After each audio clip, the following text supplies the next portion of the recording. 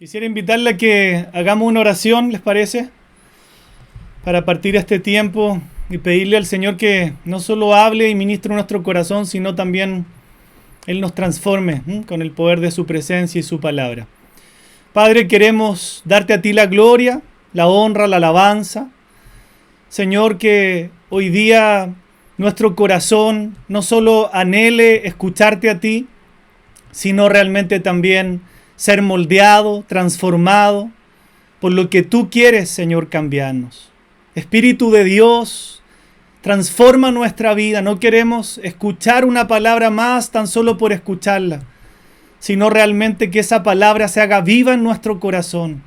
Señor, que tengamos un corazón tierno, suave, Señor, para escuchar tu voz y para decirte, Señor, yo quiero hacer lo que tú dices. Espíritu Santo, hoy día pedimos que tú ilumines nuestro corazón, nuestra mente, todo nuestro ser, y tomes este tiempo para darle gloria al nombre que es sobre todo nombre, al nombre precioso de Jesús.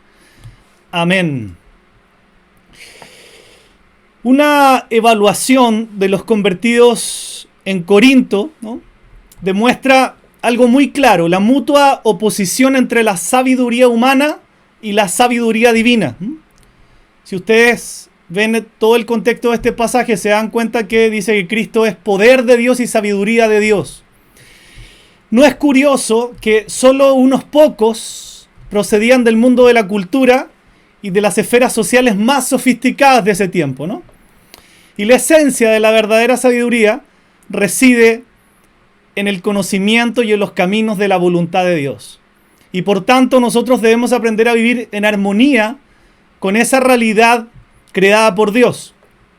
Quiero explicar esto antes de entrar en el pasaje. La sabiduría humana a la que Pablo se opone, o la que Dios se opone a través del apóstol Pablo, no es del intelecto o la educación. ¿Sí? Esto es muy importante.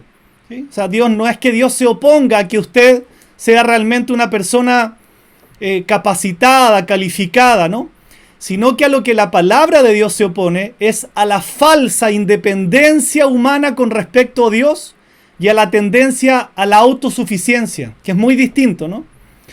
Entonces, Dios rechaza, por cierto, la sabiduría humana a causa del orgullo que hay en los corazones y en la autoglorificación. Es así que parte este mensaje. Y quiero preguntarte si te acuerdas de dónde te sacó el Señor. Es muy importante que uno recuerde dónde Dios le sacó, ¿sí? Es cierto que la Biblia dice en muchas partes que no debemos tanto recordarnos de las cosas pasadas, pero para esto sí.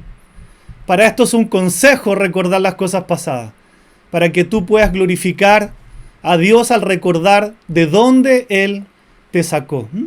Y para eso es muy importante primero lo que dice este pasaje, que nosotros comprendamos nuestro llamado. Entonces Dios a través del apóstol Pablo nos llama a considerar nuestro llamado. Dios había llamado a los corintios. Dios nos ha llamado también a nosotros. Y yo estoy seguro que tú te has preguntado si Dios se equivocó en llamarte, ¿no? Señor, ¿cómo me escogiste a mí siendo que yo soy tan débil? Muchas veces quizás te has dicho que no sirves. O piensas que Dios te escogió, pero Él se equivocó. ¿Tú crees que Dios fue poco sabio al escogerte, aún con tus debilidades, con tus problemas, con tu pasado? ¿Habrá desacertado Dios con nosotros? ¿Habrá hecho una decisión arriesgada el Señor a escogernos a nosotros y no a otros muchos seres humanos que tienen muchísimas más condiciones que nosotros, ¿no? ¿No fue algo loco de parte de Dios poner los ojos en tu persona? Yo quiero que pienses y consideres tu llamado, ¿no? Y al considerar tu llamado, piensa de dónde te sacó el Señor. Al menos en dos oportunidades, Dios hace mención de esto en el Antiguo Testamento. La primera, cuando hace un pacto con David y Dios le dice al profeta Natán que vaya, ¿cierto?, a David y le diga: así dice el Señor de los ejércitos, yo te tomé del pastizal de seguir las ovejas para que fueras príncipe sobre mi pueblo Israel.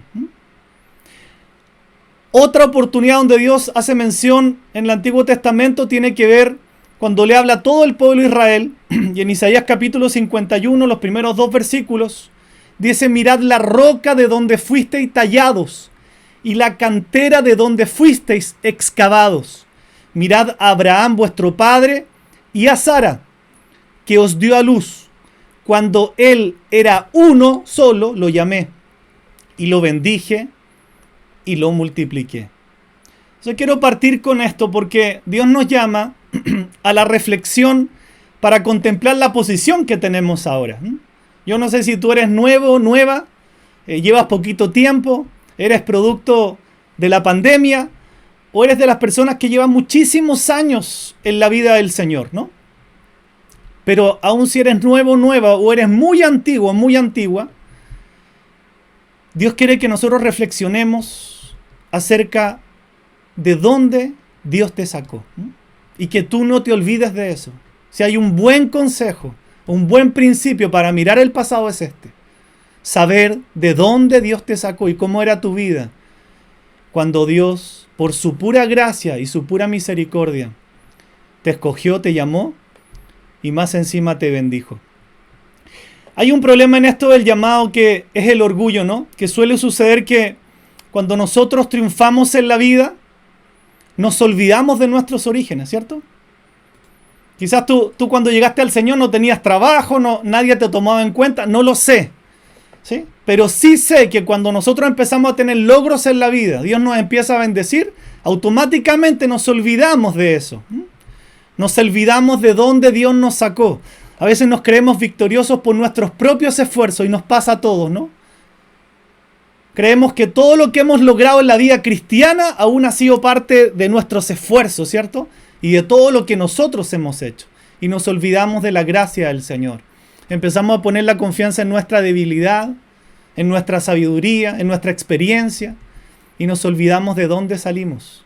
Nos olvidamos quién nos sacó. Yo quiero que recuerdes cómo tú llegaste al Señor. No sé si fue en medio de estar quebrada tu vida, en medio de una enfermedad, de una operación, o aún a lo mejor no te pasaba nada externo, pero tu corazón estaba metido en el mismo lodo. Y espero que lo entiendas así, porque sí, yo he escuchado gente que dice: bueno, tú llegaste al Señor porque estabas tan mal, pero yo llegué al Señor muy bien, ¿no? Y Dios igual me tomó.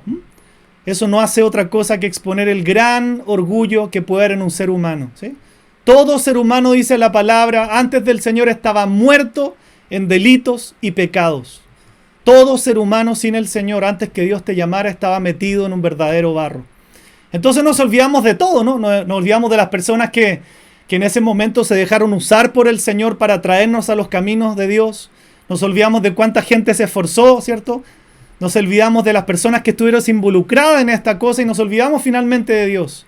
Entonces pensamos que toda la victoria que tenemos ahora, ¿no? Que tenemos un buen trabajo, una familia, lo que sea, todo el éxito se logró por mis méritos y por mis esfuerzos. Si yo veo lo que dice Abraham, ¿sí? Es muy lindo, ¿no? Pensando en el pueblo de Israel, Dios llama a mirar a Abraham y a Sara, los padres de Israel, ¿no? Y en el tiempo de Isaías estaba todo armado, ¿no? Toda la revelación estaba servida, disponible, pero Abraham dice que partió de cero. Conocemos la historia, no había una imposibilidad física para que ellos tuvieran hijos. 100 y 90 tenían, imagínense, 100 años el varón, 90 la esposa, ¿no? Pero tuvieron a Isaac, el hijo de la promesa de Dios. E Isaac tuvo a Jacob, dice la Biblia. Jacob tuvo 12 hijos, los patriarcas, y esos tuvieron a más de 58 que descendieron a Egipto y se siguieron multiplicando. Si pienso en el caso de David, veo que pronto a ser rey sobre todo Israel, el Señor le recuerda de dónde lo sacó. Quizás no hemos comprendido bien la historia de David, pero David era un hombre analfabeto, ¿no? Y uno dice: bueno, pero era pastor de ovejas, sí. Pero miren de dónde Dios lo sacó, de estar entre los pastizales. Perdóneme la palabra, pero es lo que tenemos que decir. De estar metido en el estiércol de las ovejas y el barro. De ser un olvidado por la sociedad, un olvidado por su propia familia. Recuerde que para la vida de la familia, David era el último de la lista. El último, ¿sí? El más menospreciado. de ser una persona que probablemente iba a pasar la eternidad sin que nadie se enterara de su existencia. Y David salió de ahí para ser rey sobre todo Israel. Entonces estos dos ejemplos nos muestran dos aspectos, uno individual, el caso de David, y uno colectivo, Abraham, respecto también de lo que pasó con todo el pueblo de Israel.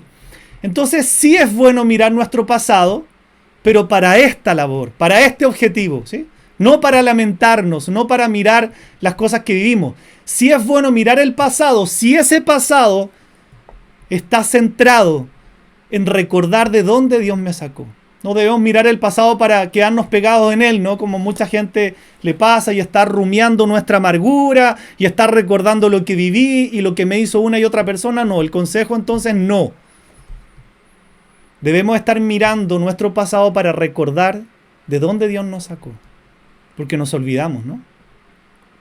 Y así tú recuerdas lo que eras, lo que valías para la sociedad y para mucha gente. Nada, ¿no?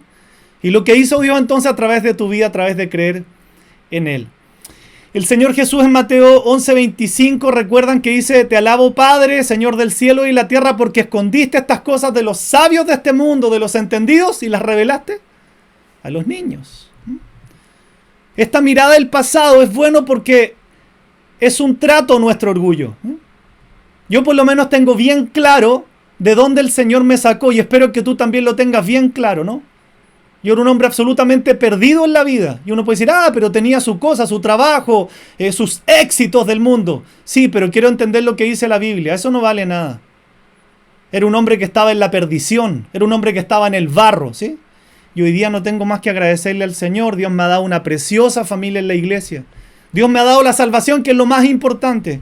Y además Dios me ha bendecido. Me siento bendecido con ustedes. Me siento bendecido por el ministerio que Dios me ha permitido servir. Me siento bendecido porque Dios me ha dado también una hermosa familia, además física. Me dio una esposa, ¿no? Nos dio un hijito, ¿sí? Y viene una guaguita en camino de 3 meses, ¿no? Así aprovecho de contarle a la iglesia del Señor.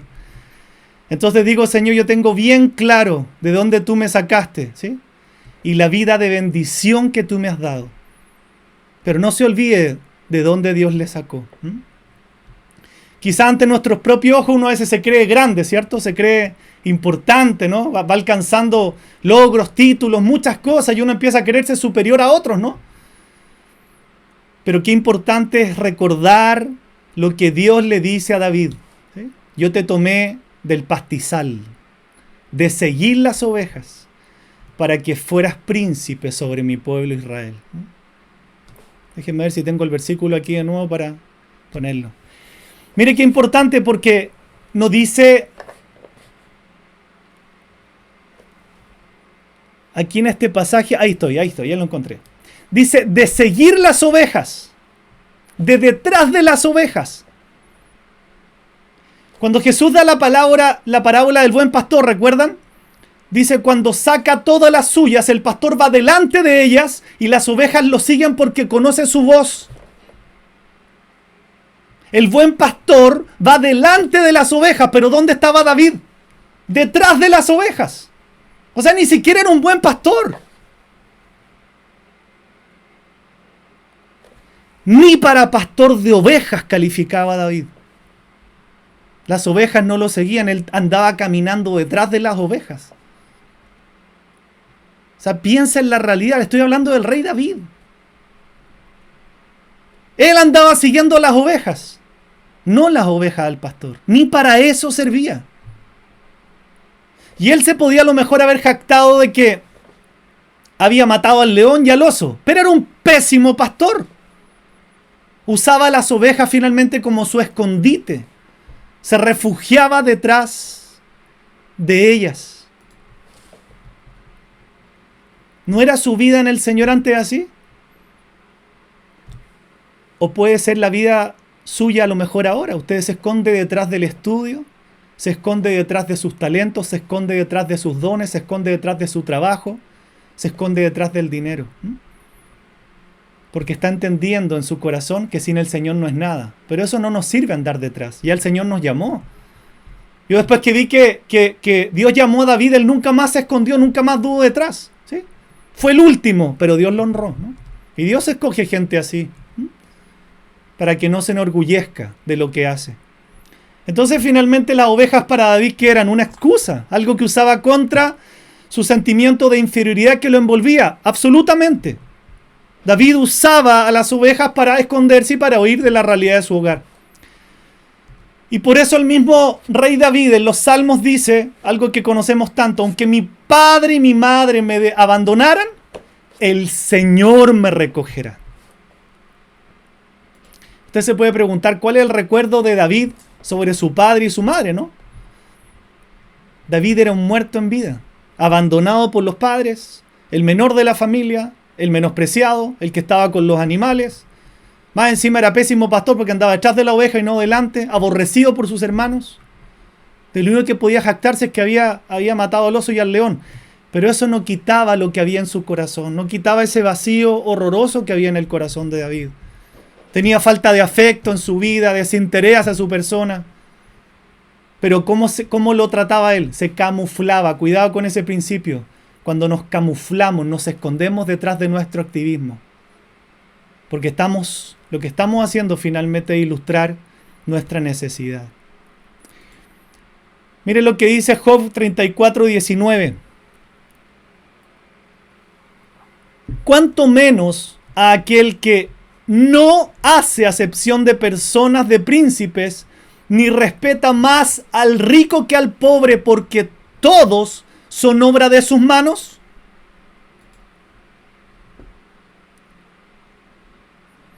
Entonces ahí entendemos por qué este pasaje nos ilustra tan bien qué es lo que escogió Dios, ¿no? Si nosotros leemos de nuevo el versículo 26 del pasaje que estamos volviendo ahora, que es 1 Corintios capítulo 1, 26 al 19, ahora entendemos mejor por qué el versículo 26 dice que no hubo muchos sabios conforme a la carne, ni muchos poderosos, ni muchos nobles. Cuando Dios escoge, cuando Dios elige, no lo hace con los patrones del mundo. Piensa en esto: cuando a usted le toca escoger algo, en lo que sea, en las cosas cristianas, en el trabajo, ¿qué se escoge para usted? Lo mejorcito según la carne, ¿cierto? No, pues yo no. Lo mejorcito. Para los demás que le quede lo malo, ¿cierto? Qué bueno por los que hacen así, porque están siendo ya... El Señor ablanda sus corazones. ¿Cierto? Lo mejor para uno y lo peor para los demás. Pero Dios no escoge así. Dios no necesita nuestra ayuda. Dios no se escoge lo mejorcito para la carne, ¿cierto? Dios hace todo al revés. Dios escoge lo más necesitados.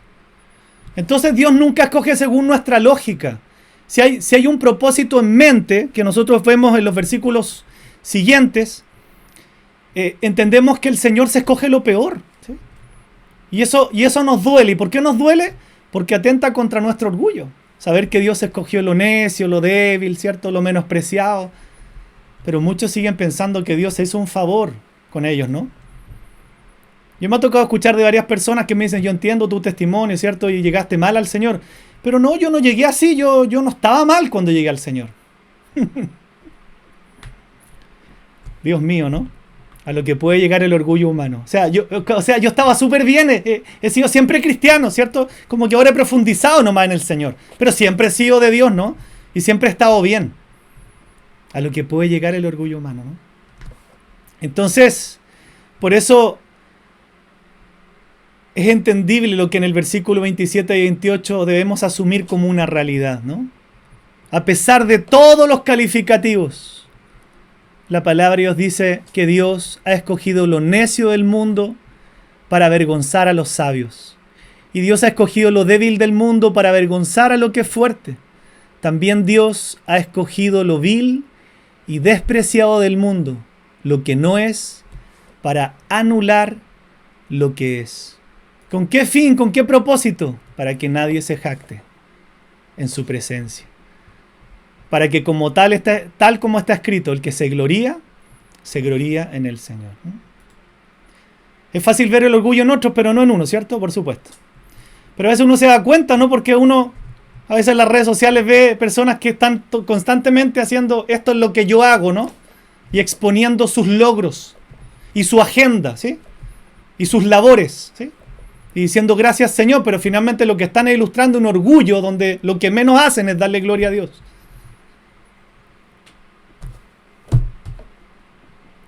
Por sus frutos serán conocidos, dijo el Señor. Y la abundancia del corazón habla en las redes sociales. No te olvides nunca de dónde te sacó el Señor. Nunca te olvides de dónde te sacó el Señor. Nunca te olvides que la Biblia dice que tú eras un muerto, una muerta en delitos y pecados. Nunca dejes de reconocer que antes del Señor estabas en la perdición misma, ¿no? Y muchas veces pensamos que el mensaje es para otros, ¿no? Para otras. Pero qué bueno saber que Dios nos escogió a nosotros, ¿no? Que quizás para el mundo éramos unos don nadie, ¿no? Pero el Señor dice, me tomé esta familia, me tomé a un David, ¿cierto? Me tomé a tantos nombres que hay aquí conectados, ¿no? Para su gloria, ¿no? Para que nadie se jacte en su presencia de algo.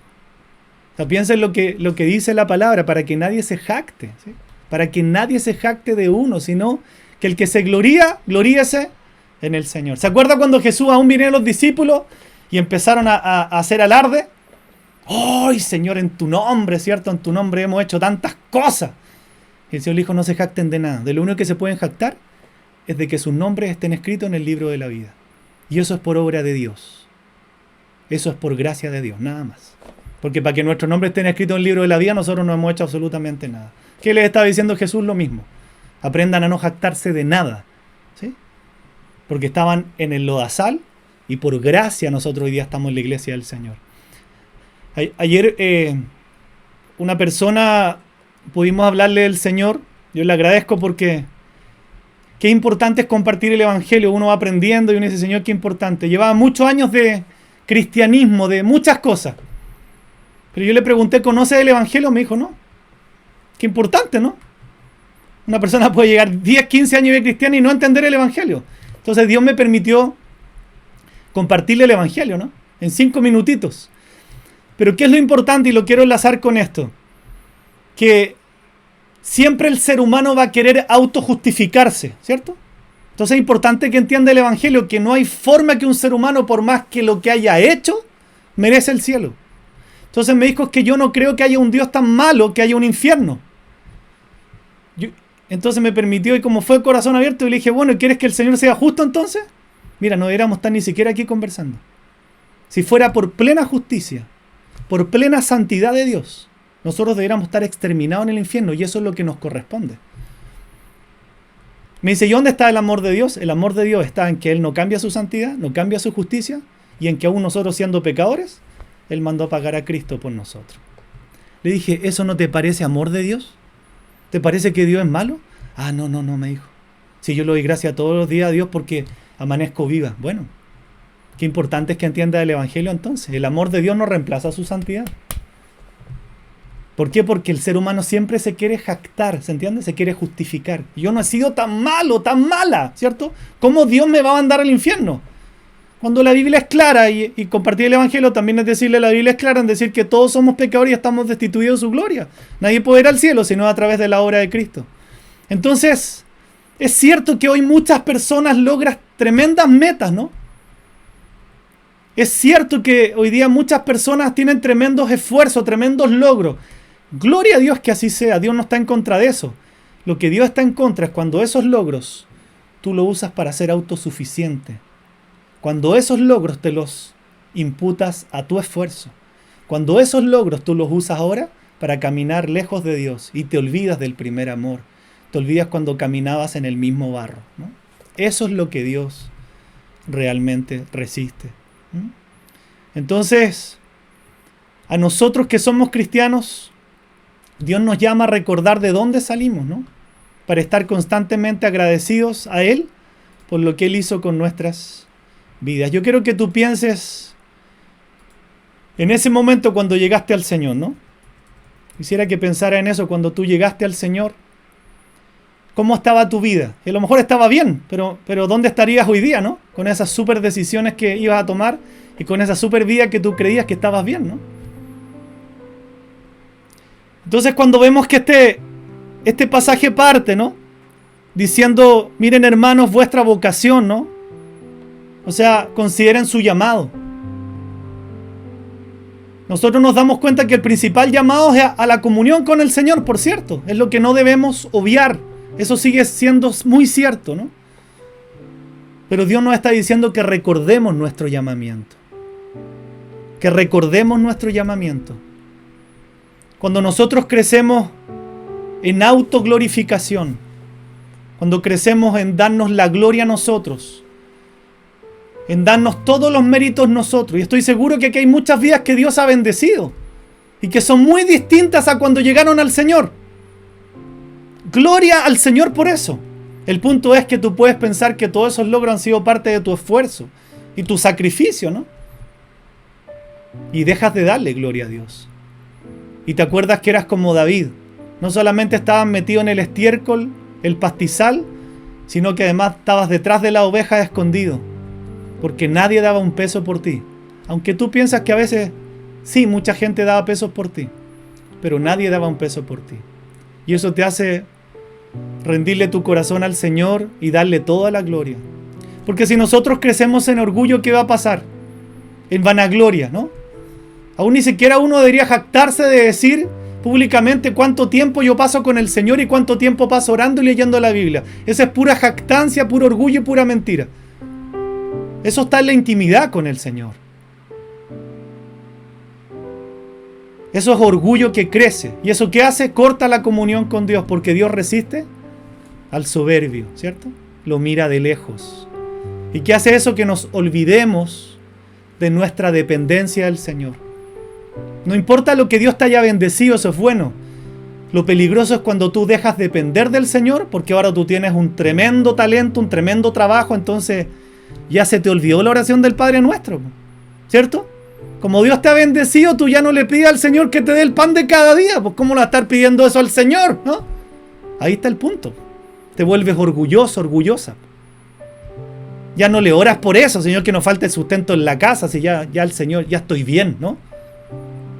Y ahí el punto de inflexión para empezar a caer. Y estoy seguro que si te pregunto hace cuánto que no le haces oración al Señor que te dé el pan de este día, tú puedes pensar en tu corazón y ver hace cuántos meses no haces esa oración. Que Dios te dé el pan de este día, que no falte el alimento en tu casa. ¿Hace cuánto que no las haces esa sencilla oración? Eso ilustra nuestra independencia, nuestra autosuficiencia. Ya no, pues ya pasamos el nivel, ya no hacemos esas oraciones, ¿no? Amada iglesia, si nosotros nos manejamos con nuestros caprichos, por el otro lado, ¿no? Si seguimos manejando nuestra vida con las heridas del corazón, si seguimos caminando como los heridos, entonces tampoco nunca vamos a salir adelante. David era lo peor de lo peor, ¿no? Como hay muchos otros ejemplos en la Biblia, ¿para qué vamos a citar al mismo apóstol que Dios lo inspira para escribir esta carta, ¿no? Un delincuente. Muchos ejemplos.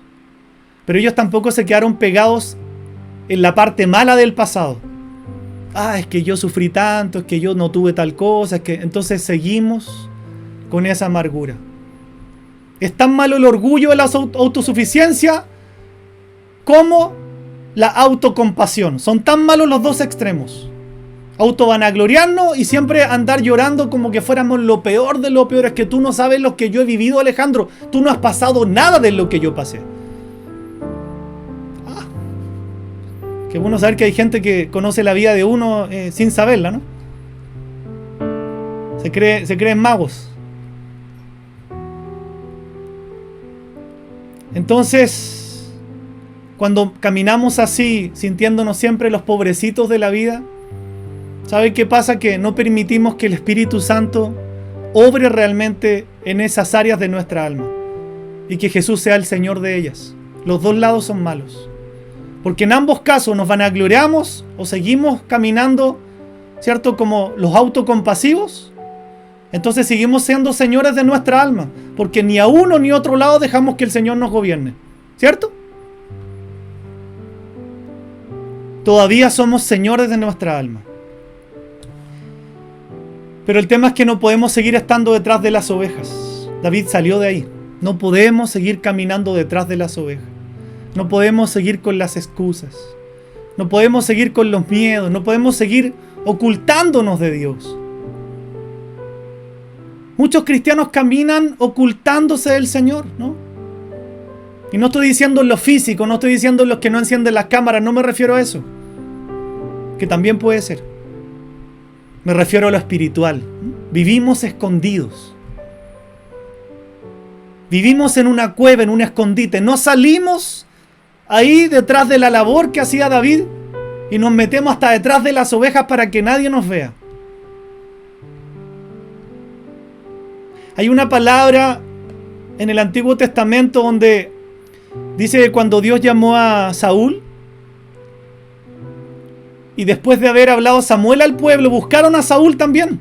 ¿Te recuerdas a Saúl? O sea, tenía todo para ser un tremendo hombre de Dios. Hasta la pinta tenía, dice la Biblia. O sea, un hombre pero por todos lados, ¿sí? Y dice que lo empezaron a buscar y no lo podían encontrar. Y dice el segundo libro de Samuel, si no me equivoco, que vino palabra del Señor diciendo, el Señor sabe todo. He aquí está escondido junto al bagaje. ¿Se ha dado cuenta que hay mujeres que son reinas de belleza y se sienten feas? Hay hombres que tienen como Saúl, o sea, pero todo, o sea, como que el Señor más encima les dio hasta la belleza física. Y se sienten unos patitos feos. Entonces no se trata de lo externo, se trata del corazón. Ya sean las ovejas, sea tu trabajo, sea el activismo, o sea el bagaje donde se escondió Saúl. Son solo figuras de las cargas que llevas de tu vida anterior, ¿no? Pero nunca pueden ser un lugar de tu escondite. Si tú estás en esta esfera, en la vanagloria misma, yo te aconsejo en el amor del Señor que no te olvides de dónde el Señor te sacó, ¿no? Y si tú estás en esta otra esfera pensando que tu vida ha sido lo peor y sigues viviendo de las heridas del pasado, yo te aconsejo que salgas de detrás de las ovejas y tomes la posición y el lugar que David tomó. Somos especialistas en escondernos, ¿no? El activismo va en contra de la comunión con el Señor. Todas las cargas del pasado te cortan también la comunión con el Señor. Por eso dice el libro de Hebreos, un versículo tan conocido, que nos despojemos del pecado y de todo el peso que nos asedia y corramos con paciencia la carrera que tenemos por delante, puesto los ojos en Jesús, el autor y consumador de la fe.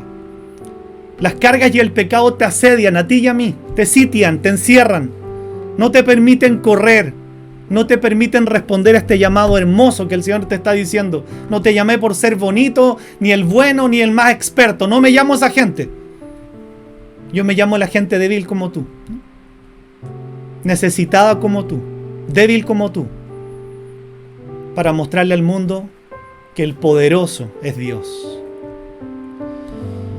Entonces, amados hijos e hijas de Dios, este pasaje establece que Dios ha escogido personas consideradas de poca importancia en el mundo, ¿no? Somos de poca monta para el mundo, no importa. Pero Dios las escogió para salvarlas, para que Él reciba toda la gloria, como dice el versículo 29, a fin de que nadie se jacte en su presencia.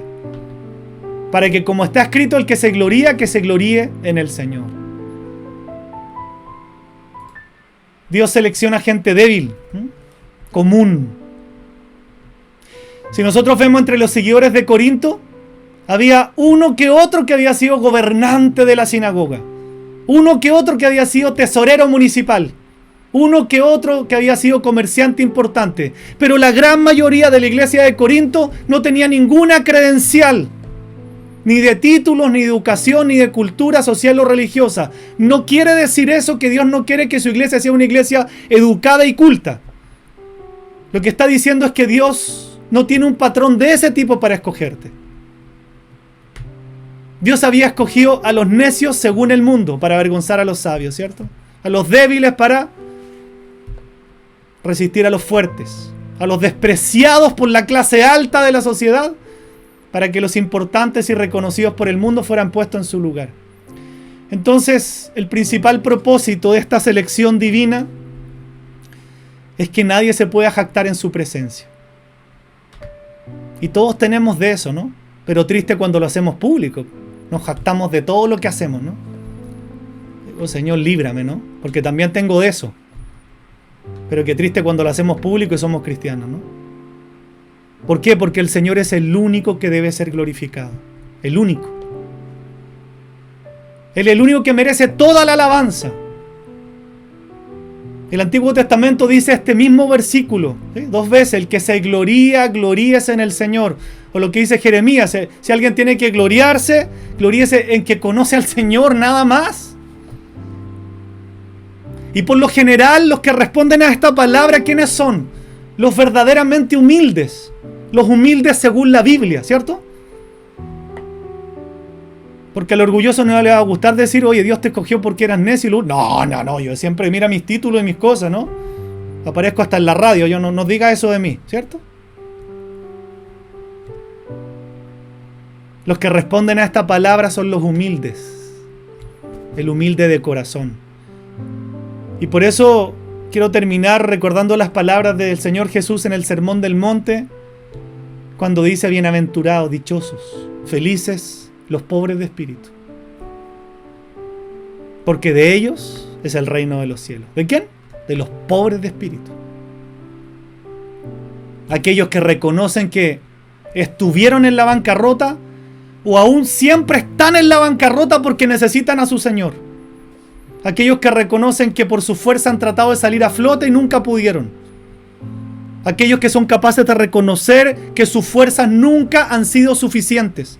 Ni sus talentos, ni sus dones, ni sus títulos van a lograr que sus vidas sean felices, sino solamente el Señor. Los humildes son los que responden y son al llamado de Dios. Y no solamente responden, sino que responden con fervor. Son los que responden con compromiso. Porque han visto un cambio evidente en sus vidas. No usan a Dios para vanagloriarse ellos mismos, sino que entienden que sus vidas sin el Señor serían la perdición misma, ¿no? Mucha gente usa el nombre de Dios para tirarse flores a ellos mismos, ¿no? Qué triste, ¿no? Qué triste. Entonces, ¿de dónde tú vienes no te debe importar? ¿De dónde tú vienes no te debiera importar? Tú eres la iglesia de Cristo. La iglesia no es el edificio, no son los muros. La iglesia somos tú y yo. Tú eres la iglesia de Cristo. Tú estás parado o parada sobre la verdad inconmovible y vas hacia una eternidad con Dios. El mundo que se autodenomina inteligente, fuerte, noble, sabio, vive en los placeres del mundo, vive oprimiéndote, el mundo vive burlándose, vive malgastando el tiempo y el dinero. Hoy a un pastor que trabaja en España le llegó públicamente una amenaza, diciéndole: si tú sigues predicando la palabra donde te encontremos, te vamos a tomar y te vamos a quemar públicamente, gozándonos de tú como estás muriendo calcinado. Sí. Eso va a empezar a suceder contra la iglesia del Señor. Y le hicieron una amenaza pública, ¿sí? Personas que viven sin Dios, ¿no? Y aún tenemos que actuar con misericordia con esas personas, ¿no? Entonces no es importante cuál es tu origen, sino que tengas bien claro quién te llamó. No es importante tu origen, sino que tú tengas bien claro quién te ha llamado. Y aunque tu primer estado haya sido despreciable, objeto de burla, aunque tu estado actual sea objeto de burla para el mundo, para los compañeros de tu trabajo o en tu propia familia, tú tienes que entender que te encaminas a una eternidad con el Señor si realmente tú tienes la fe puesta en aquel que dijo: yo soy el camino y la verdad y la vida. Quisiera invitarte a que oremos, no olvidando esta realidad. ¿De dónde el Señor te sacó? ¿De dónde el Señor te llamó? Y vivamos en esta bendición que ofreció el Señor. Bendecidos, dichosos, bienaventurados, los pobres en espíritu, porque de ellos es el reino de los cielos. Quiero invitarte a orar. Señor, aquí estamos una vez más en tu presencia.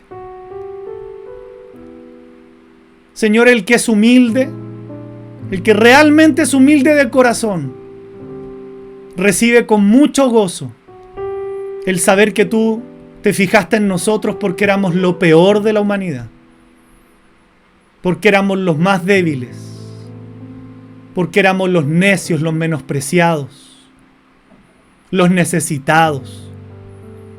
No éramos los fuertes, no éramos los expertos. El que es orgulloso le molesta escuchar estas palabras. No las acepta. No acepta que fue necio, que fue débil, que fue menospreciado. Pero tan solo pedimos que tu gracia preciosa e infinita nos visite en esta tarde. Y que nuestro corazón aprenda a agradecer la verdad de tu palabra. Que podamos decirte gracias, Señor, porque nuestra vida antes de conocerte, pese a que pudiera tener ciertos éxitos mundanales, Señor, reconocemos que nuestra vida en el corazón era muerta, necesitada, horrorosa, de perdición. Si tan solo no hubieses tenido la gracia de escogernos, ¿qué decisiones hubiésemos tomado? ¿Dónde estaríamos a esta altura del año 2021 por nuestras decisiones? ¡Cuánta gracia tuviste con nosotros, Señor! ¡Cuánta misericordia!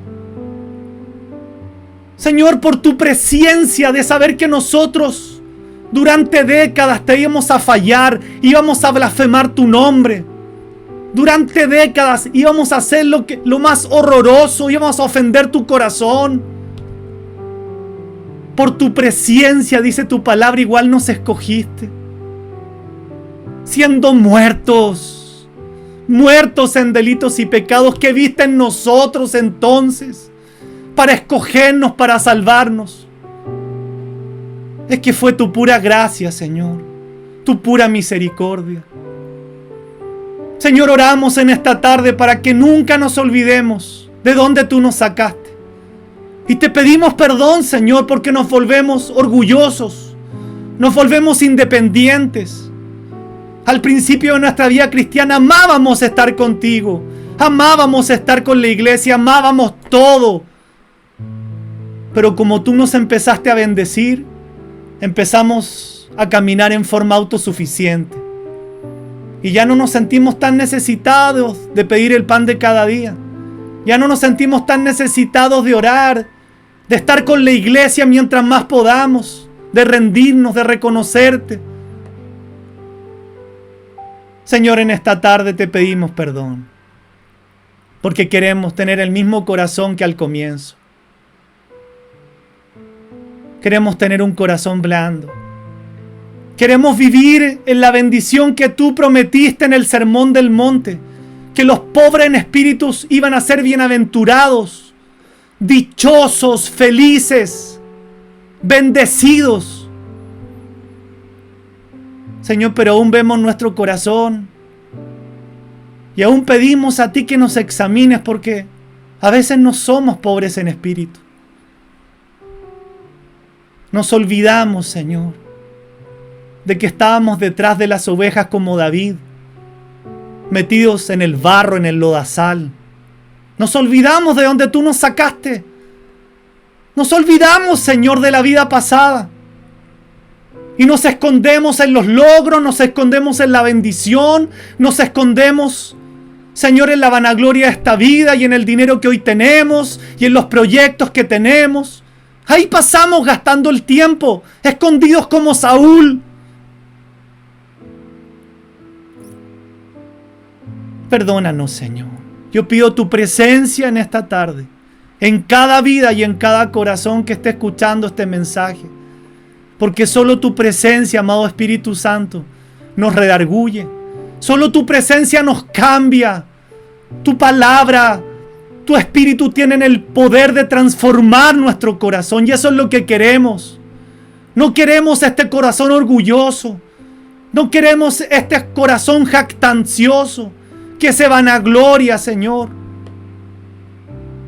Queremos entender que sin ti no somos absolutamente nada. ¿Cómo no responder a ti con amor? ¿Cómo no responder a ti con obediencia, Señor? Si por tu pura buena voluntad nos escogiste. Y no solamente nos diste el regalo más grande, Señor, que es sacarnos de la condenación eterna, para que a través de la obra de Cristo nosotros podemos estar seguros que vamos al cielo, sino además has bendecido nuestras vidas inmerecidamente, Señor. La vida es un regalo, estar aquí disfrutando con tu iglesia es un regalo, estar vivos es un regalo. Enséñanos a vivir así. Señor, yo te pido que tú saques a esas personas de la iglesia que, Señor, viven pensando en sus dolores, en sus heridas. Sácales de ese estado, Señor. Tú eres misericordioso para hacerlo. Señor, que viven lamiéndose las heridas del pasado. ¿Qué hubiese pasado si David se hubiese quedado detrás de las ovejas? Hubiese seguido viviendo en el barro. No hubiese atendido a que Dios lo llamó, lo sacó de ahí. Yo te pido por esas vidas, Señor, que una y otra vez lamen y lamen las heridas de sus sufrimientos. Y no entienden que tú les llamaste para salir de ahí, para salir de detrás de las ovejas y ser un rey, una reina, un sacerdote, un embajador de Cristo. Ayúdanos, Señor, en esta labor. No queremos volvernos ni al orgullo, ni tampoco a la autoconmiseración. Señor, te damos gracias por este tiempo. Hoy alabamos tu nombre, bendecimos tu nombre, nos rendimos, Señor. Porque tú eres nuestro Dios. Tú eres nuestro Dios. Y nos diste una vida de lujo, Señor, inmerecida. De lujo al lado de una vida al que no te tiene. Enséñanos a ser agradecidos con lo que tenemos, con lo que tú nos has dado. Enséñanos, Señor. Que no nos olvidemos, Señor, de lo que tú has hecho. Que tengamos nosotros nuestro propio libro de memorias. Tantas cosas que tú has hecho en nuestra vida y nos olvidamos. Tanta gracia, Señor, tanta misericordia, tanta bondad hacia tus hijos. Y no ha sido por nosotros, no ha sido por mérito alguno. Ha sido por los méritos de Cristo que se imputaron a nuestra vida. Bendito Dios, te damos gloria. Te damos la honra, la alabanza, el reconocimiento, el poder y el honor sean para ti. Gracias, Señor. Quedamos en tu presencia, en el nombre precioso, nombre que es sobre todo nombre, donde hay toda autoridad y poder, el nombre precioso de Jesús. Amén y amén.